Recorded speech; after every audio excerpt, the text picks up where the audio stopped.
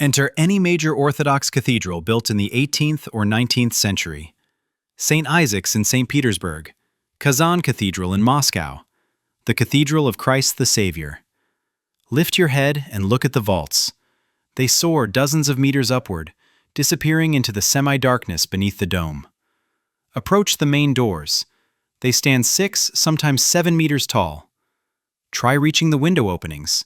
They start at the level of the second floor of an ordinary house. Now ask yourself a simple question. For whom was this built? For people of average height, 1 meter 70 centimeters? For worshippers who come to pray and then leave? Why such grand scales if inside there will still be only 100 or 2 people? The official explanation states, "The greatness of God demands the grandeur of the temple. The higher the vaults, the more spacious the halls, the closer man is to the heavens." It sounds beautiful, but let's look at the details that don't quite fit this version.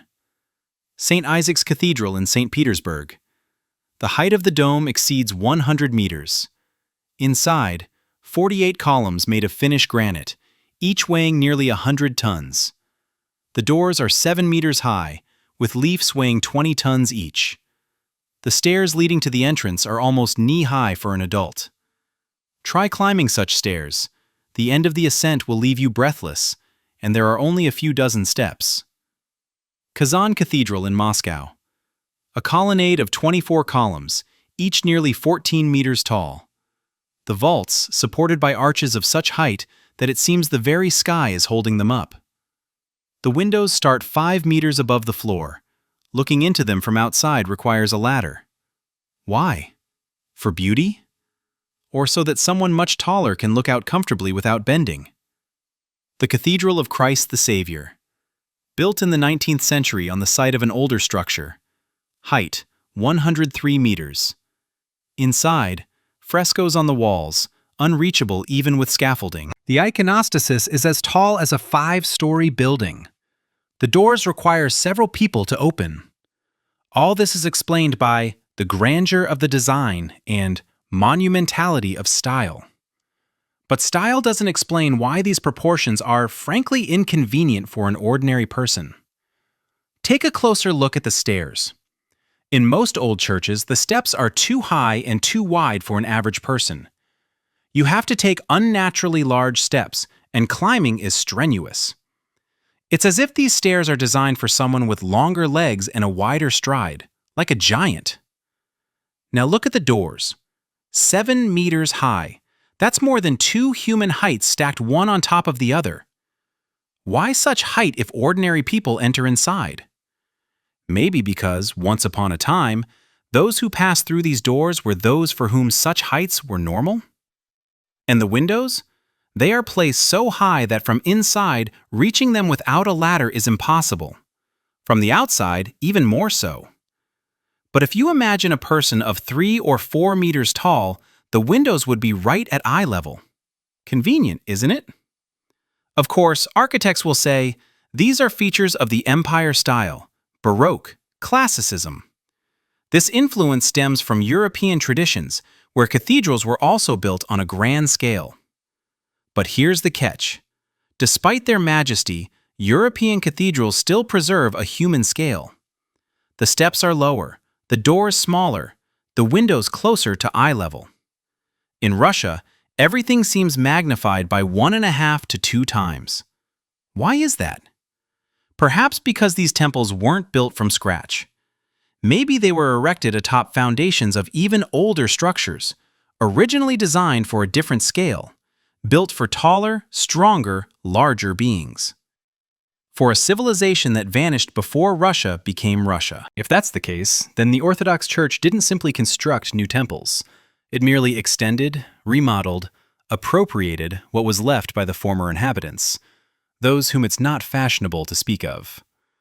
The ones who populated Tartary before these lands became known as the Russian Empire. The traces of that civilization haven't been completely erased. They remain, in proportions, in scales, in details we overlook because we're used to them. But look at it with fresh eyes, and questions start multiplying. Who are these vaults for? These doors? These stairs and windows?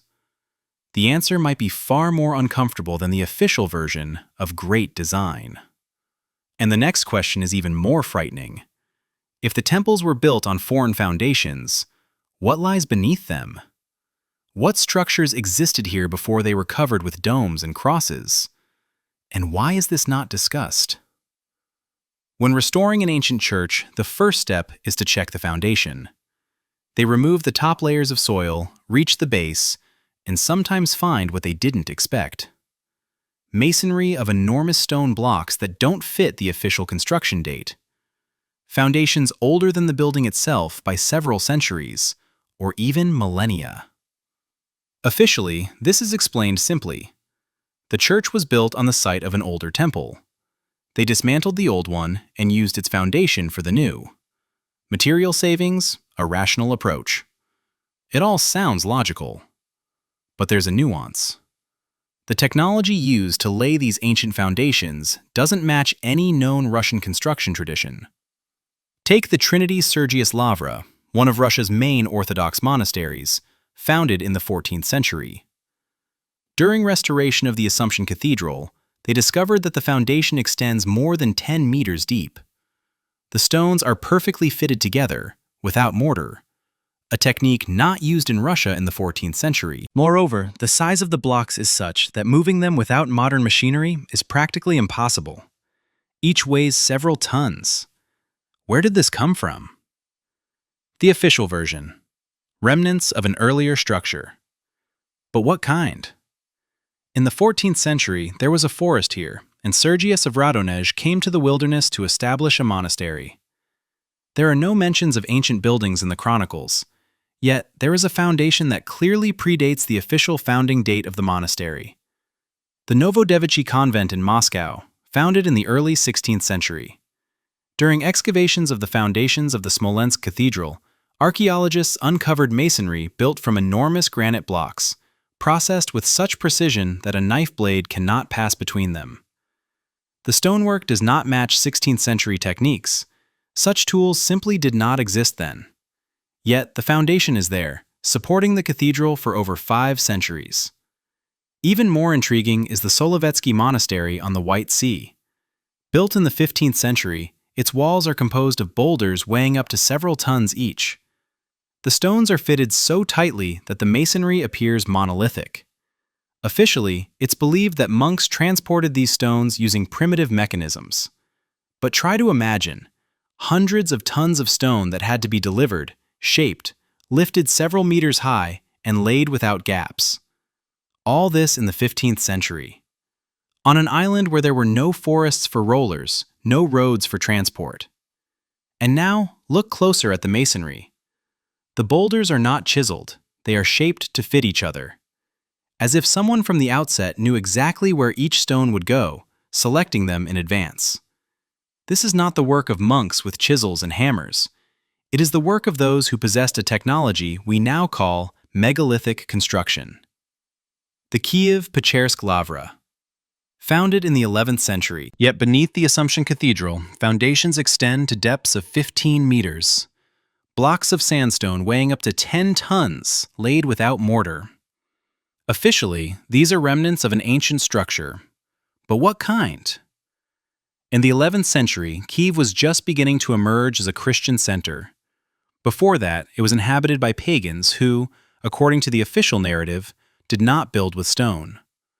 So where did these foundations come from? And there are dozens of such examples.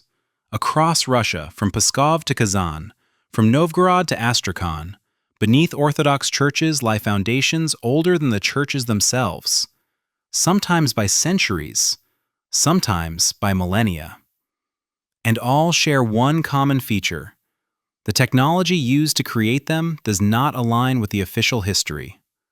Stone blocks weighing dozens of tons, perfectly fitted together. Masonry without mortar, held together by the precision of their shaping.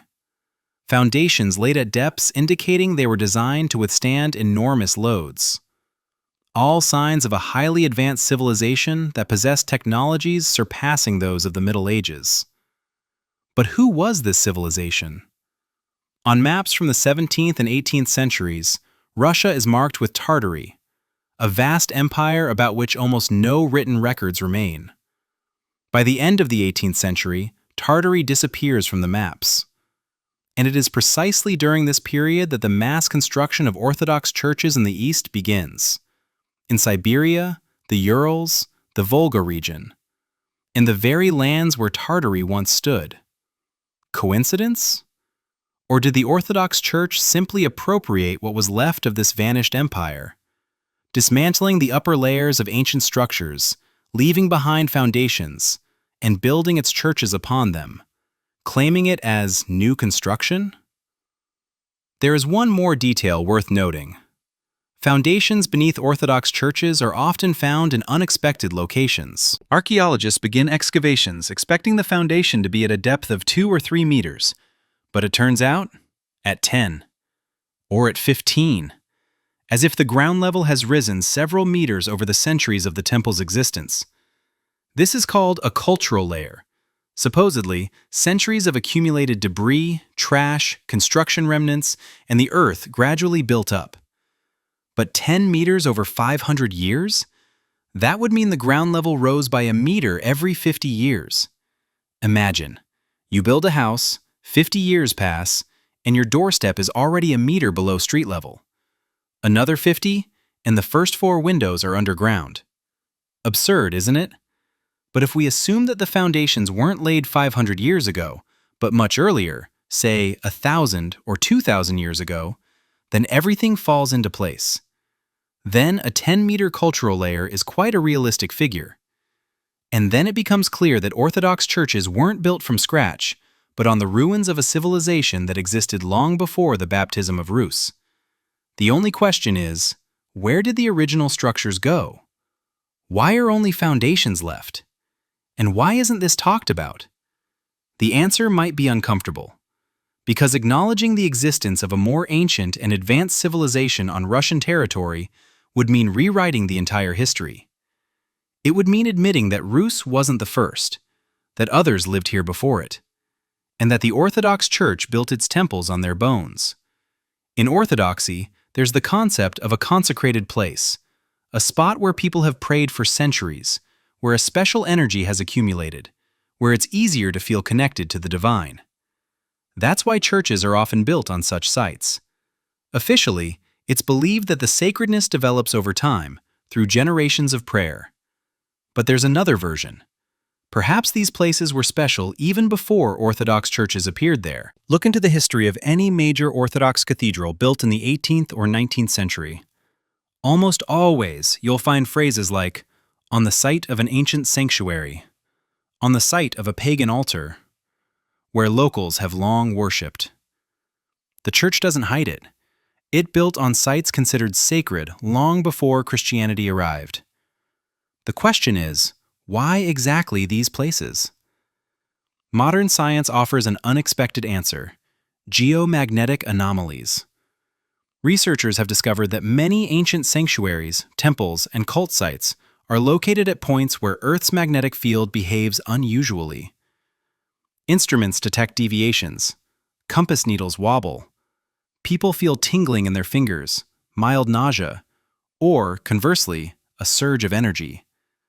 These are called power spots. Valam Monastery on Lake Ladoga. Officially founded in the 14th century, but local legends claim that even before Christianity, there was a shrine here where Karelians and Finns performed rites. Why this particular island? Geologists have found that beneath Valam lies a massive granite massif, creating a powerful geomagnetic anomaly. Instruments show deviations several times above normal. People who have visited Valam, people often speak of a special atmosphere, of how it's easier here to pray, easier to focus. But this atmosphere existed long before Christianity arrived. The Solovetsky Monastery, yet another sacred place in the north. Long before monks settled here, the Sami inhabited these lands, considering the islands sacred. Archaeologists have uncovered stone labyrinths on Solovki, ancient ritual structures whose purpose remains a mystery to this day. These labyrinths date back to the 2nd or 1st millennium BCE. That means this place was considered holy at least 3,000 years ago. The Orthodox Church came here in the 15th century and built a monastery right atop these ancient shrines. Kyiv-Pechersk, the legendary city that, according to legend, sank beneath the waters of Lake Svetloyar in the Nizhny Novgorod region. A pilgrimage site where believers perform a procession around the lake. But even before Christianization, it was a pagan sanctuary. The locals worshiped the spirit of the lake, conducting rites along its shores. When Christianity took hold, pagan rituals were forbidden, yet the place remained sacred. Only now, instead of honoring the lake's spirit, people venerated the city of Kyiv and the saints said to have hidden within its walls. The Kazan icon of the Mother of God is one of the most revered in Orthodoxy. It was discovered in Kazan in the 16th century, supposedly after the Virgin Mary appeared to a girl named Matrona. The girl had a dream in which the Mother of God indicated the place where the icon was buried. Matrona went there, started digging, and found the icon. The site became sacred, and a cathedral was built there. But here's an interesting fact. This place is on a hill that, before the Russians arrived, was considered sacred by the local Tatars. It was a shrine where rituals were performed. The Orthodox Church didn't just build a church. She appropriated a foreign sacred site, renamed it, and integrated it into her tradition. Another example is Kyiv, a city built on 7 hills. Each hill once hosted an ancient sanctuary, later replaced by a Christian church. Old Kiev Hill, where the Church of the Tithes stands, was a place of worship for Perun. Vladimir Hill was a Dazhbog shrine. The Castle Hill was a Veles sanctuary. All these sites were sacred to the Slavic pagans long before the baptism of Rus, and all of them were later claimed by the Orthodox Church. Idols were destroyed, shrines leveled, and crosses erected in their place. Why did the Church choose these particular points? Officially, to eradicate paganism and demonstrate the supremacy of Christianity. Building a church on a pagan shrine symbolized the triumph over the old gods. But there's another reason. These places are genuinely special. Geomagnetic anomalies create a sense of something greater, something beyond the ordinary. When a person enters such a place, they feel different, calmer, more focused, closer to something higher. And it doesn't matter what you call it, energy, power, grace, the effect is the same. The ancients knew about these sites. They didn't build shrines randomly.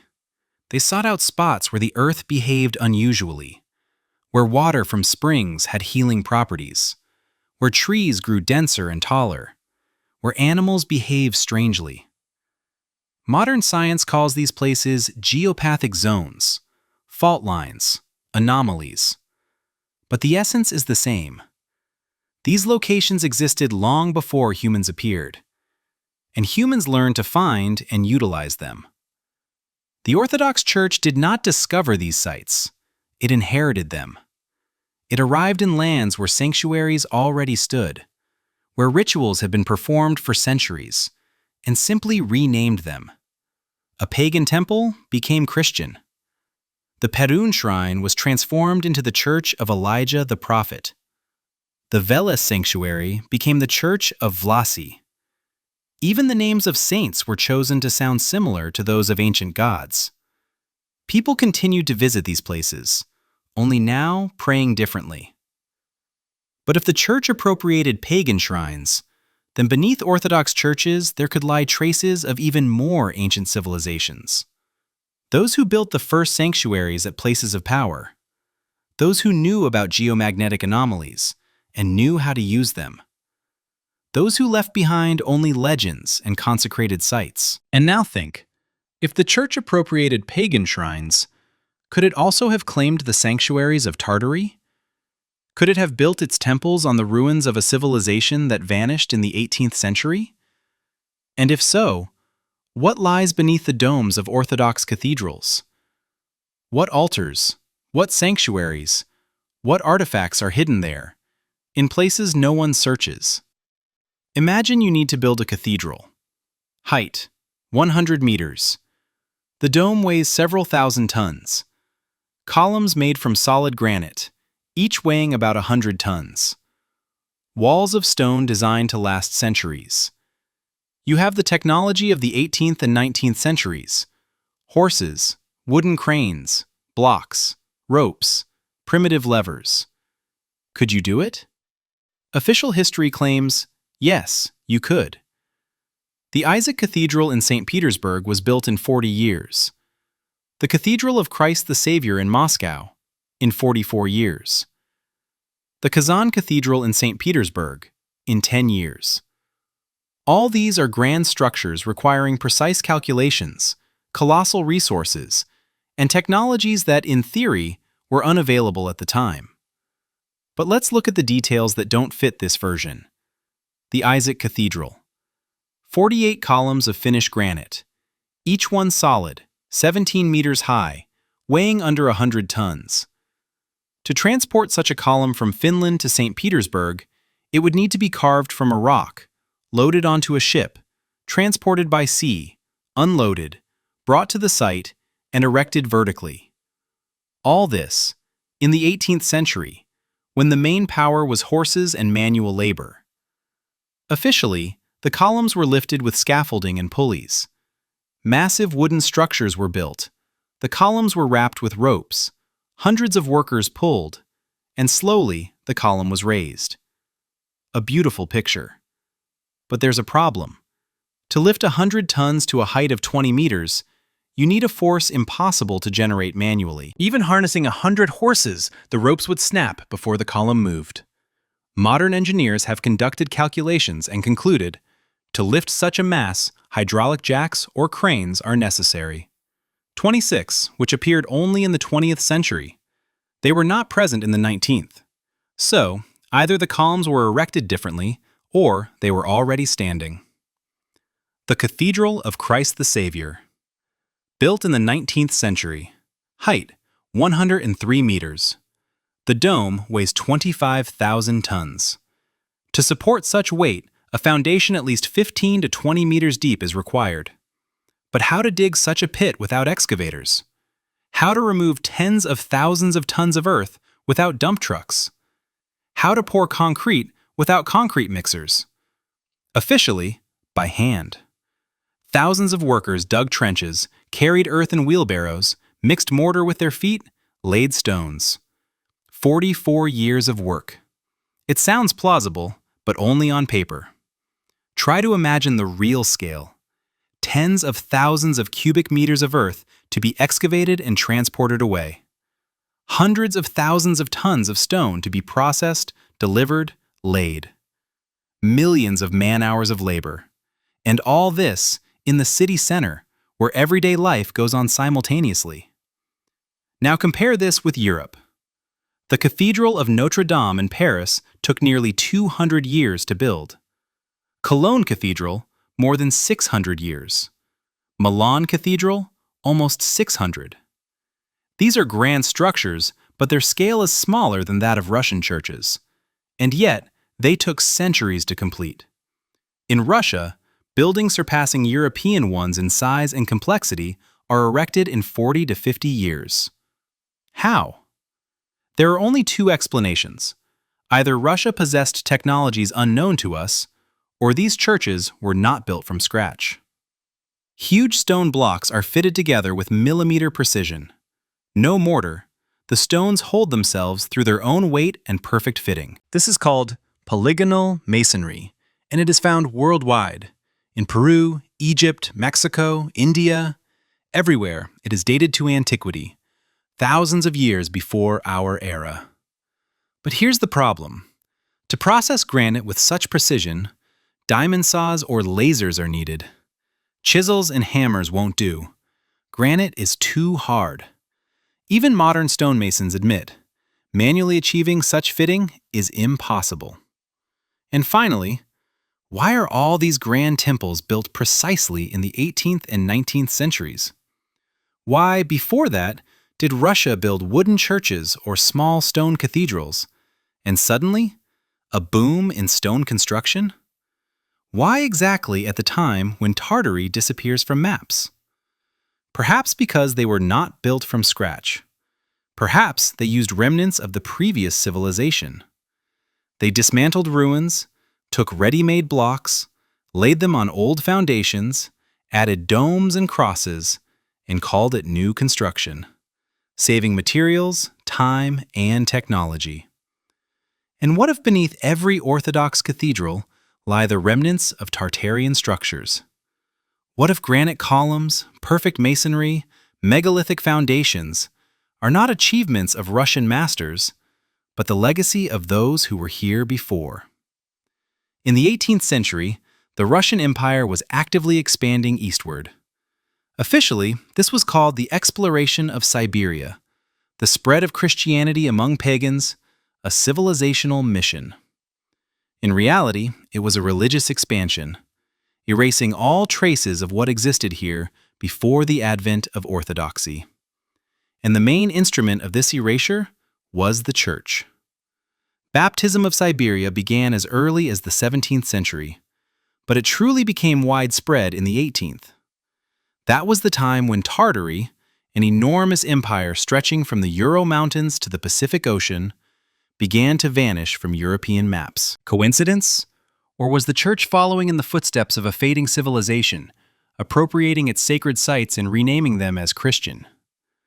Missionaries arrived in villages and proclaimed, "Your gods are demons, your rituals are witchcraft, your holy places are the devil's shrines.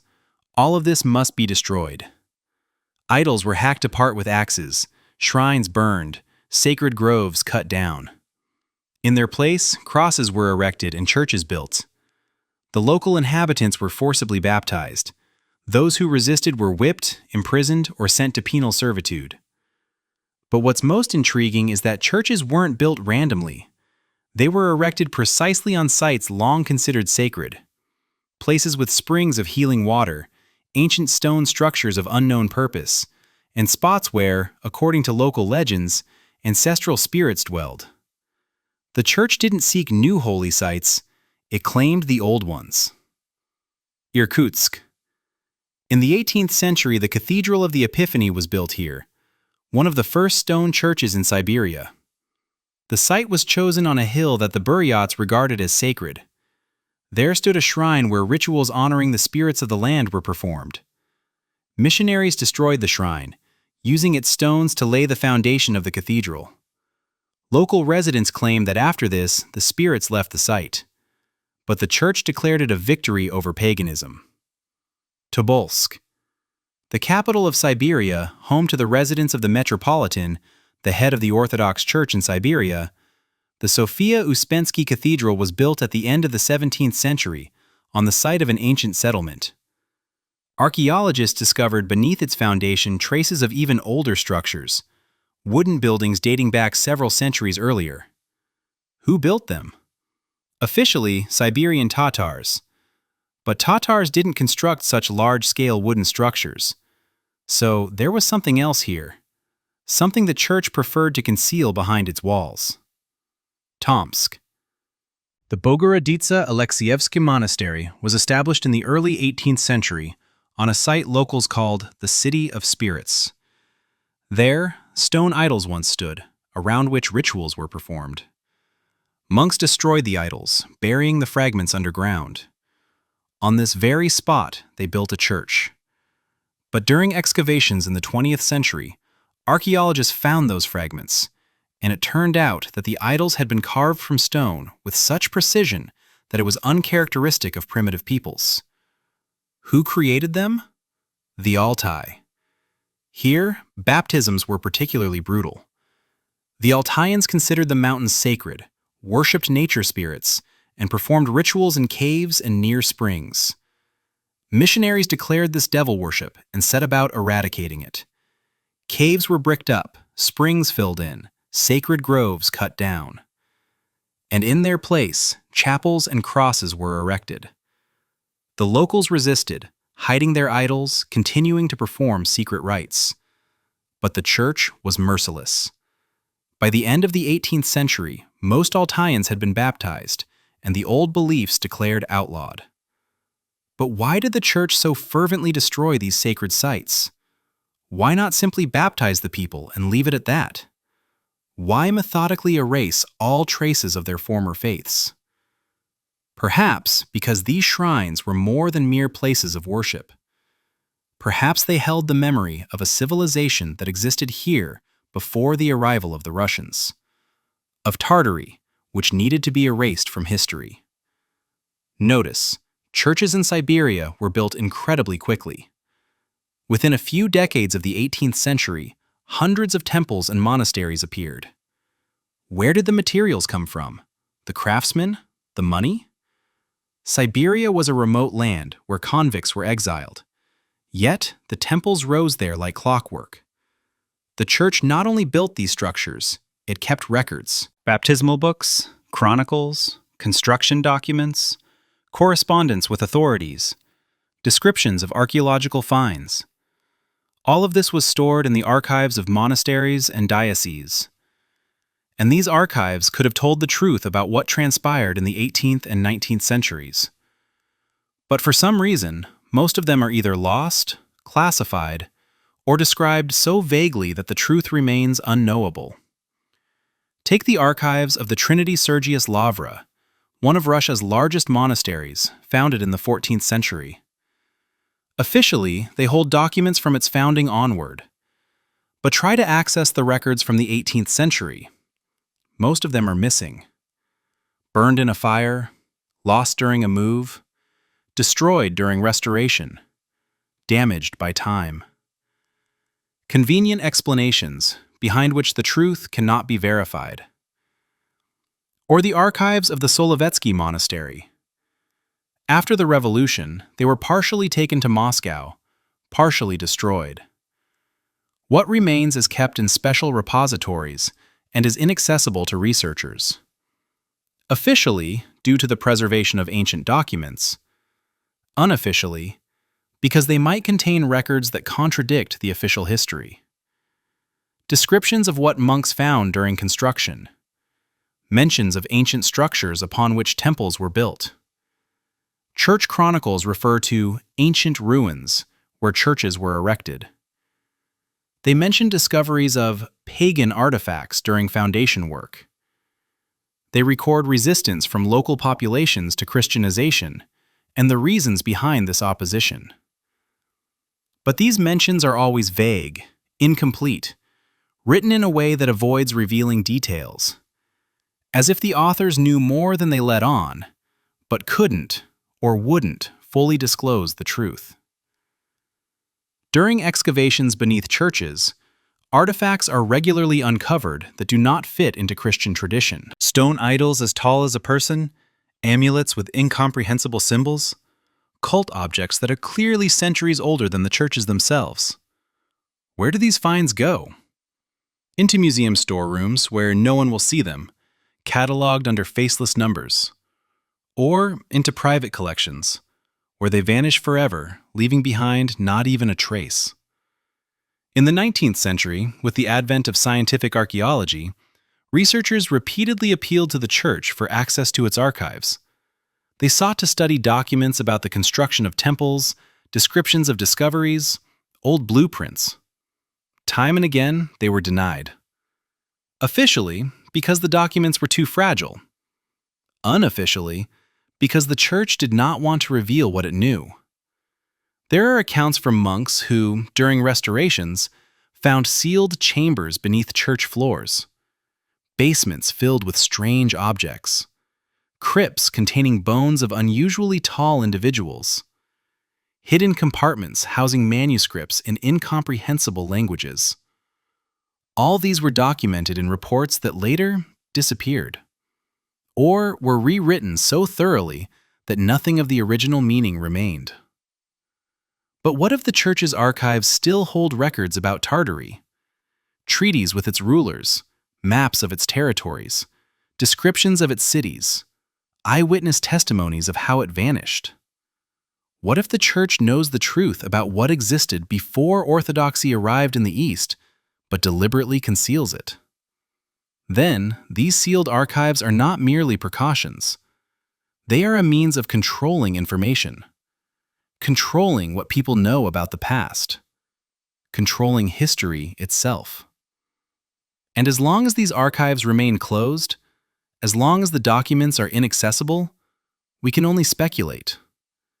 We build theories based on indirect clues, contradictions, oddities. But the real truth is hidden there, in sealed volumes, in secret safes, in monastery basements. And the only way to uncover it is to demand access, to insist on revealing what has been concealed for centuries. Let us piece all the threads together. On old European maps from the 17th and 18th centuries, Tartary is marked, a vast empire stretching from the Ural Mountains to the Pacific Ocean. By the end of the 18th century, it disappears. In its place, the Russian Empire appears. No wars, no treaties of annexation. Suddenly, Tartary is wiped off the map. And it is precisely at this time that massive construction of Orthodox churches begins. On those very territories where Tartary once stood. On sites considered sacred by local peoples. Coincidence? Now, let's recall everything we've learned. The churches are built on a scale that exceeds human proportions.